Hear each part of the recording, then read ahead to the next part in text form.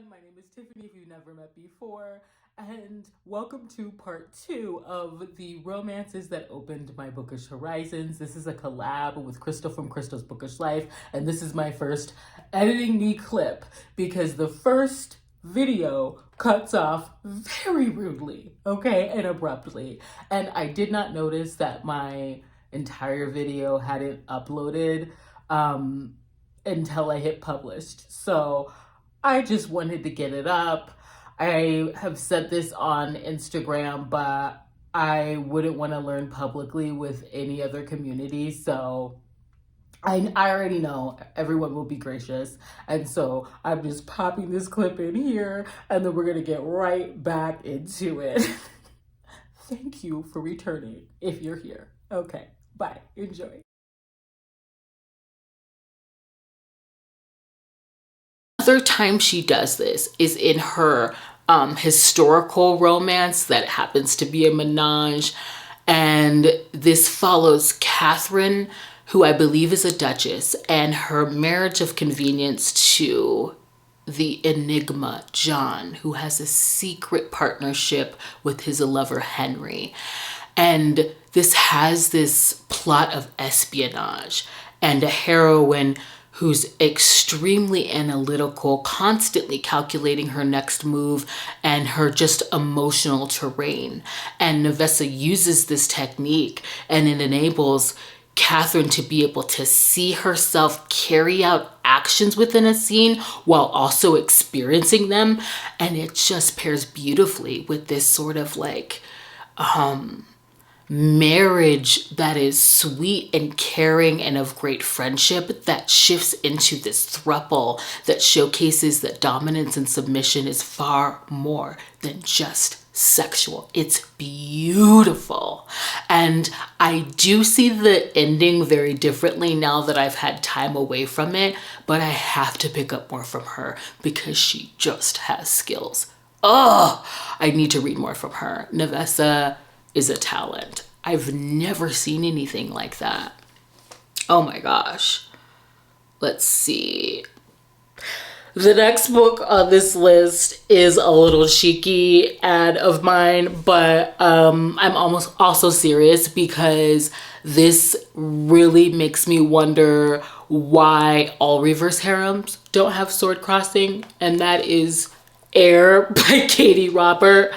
This is the second in her Bloodline Vampire series. I'm just guessing because I'm not seeing it on the back of this, but I think this is her Bloodline Vampire series. It's a trilogy. This is not on here because of the plot, okay? This is on here because Katie Robert taught and showed me that 4 people can fit together, okay? And she went through the mental gymnastics to give us this human tower, and I think it should be highlighted, okay? I feel like any reverse harem, any reverse harem that isn't coming with this level of creativity deserves the side eye, because I don't want to read about separate relationships and kumbaya moments. I want a unit that is bonded emotionally by way of sword crossing, okay? And she did that for me. I'm so here for that book, okay? You need to read it just to get into the image, okay? Okay, so the next section of this, I really want to go over a series that broadened my horizons, and I haven't mentioned these 2 before on my channel. I tried to refrain from bringing in others that I've talked about. Let's see which one we want to start with. Okay, the first I'll go with is San Mariano's Morelli family series. Oh my gosh, this read like a television season. I remember Jen from the book Refuge like calling this a soap opera in terms of the drama and the twists that it incorporates, and it absolutely read like that. Let's start with the first book. This opens with Mia, who witnesses a mob hit while recognizing Vince Morelli, a guy from her school, and her failure to get away undetected. This leads to him, I don't know, stalking her to make sure that she stays quiet. And that develops into, like, you know, stalking as a love language to protect her, because he's really intrigued by the fact that she's still drawn to him, even though she witnessed what he did. And this turns into, you know, risky rendezvous of puppy love that make Mia want to risk it all, even though she's a loose end that Vince fails to tie up. And that's when Matteo Morelli, the head of this crime family, enters the chat. And Matteo is a demented menace of paranoia that arguably has kept him alive. But his Machiavellian leadership style and his diabolical, unhinged test of loyalty, they're just so corrosive on everybody around him. And I never knew what was going to happen in this series because of Matteo. And this was also the first series where, like, the couples that are introduced aren't necessarily endgame, and that kind of threw me into a bit of a spiral. Just a small one. Book 1 was Vince and Mia. Was that an HEA? I think not. Book 2, I Met Meg. My favorite book of the series, okay? I'm perplexed because my only context clue is the title, Resisting Matteo. And who has been resisting Matteo? Mia has. Yet, because IG will not let me be great, yet Matteo is with Meg. And I have respected Meg's prowess. Do I see it differently in light of new intel? Have I warmed up to Mia in light of applauding her genuine goodness and loyalty? Yes. And do I now know a little more into Matteo's mindset? I do. I'm freaking confused because I think that this is Matteo and Mia's book, and I don't like cheating. So what about Meg? What is going to happen here? I need to know, and I'm about to find out. I still have not recovered from some of the choices that were made within this series. Matteo's mental gauntlet of diabolical plotting made me intellectually contort myself and constantly challenged what I was okay with reading. And more often than not, I wanted and yearned to agree with him. Part of the reason for that is that I'm a sapiophile and he is an, like, utter strategist of, like, you know, cruel calculations, but they're orchestrated. And I just was surprised at how many twists I was able to endure with this series, and it was definitely an experience to read. I will never forget it. Definitely broadened my horizons. Okay, it was a saga. The last series that I want to mention for this is, the Men of the North series by Ellen Peer.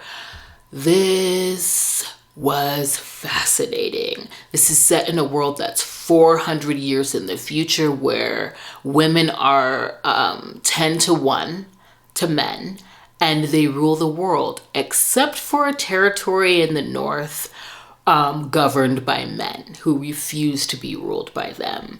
And this has prejudice and sexism to a comical degree of extreme, where the motherlands is this sort of futuristic, sinisterly sweet society that represents toxic femininity, and the Northlands are primitive and barbaric men who represent toxic masculinity.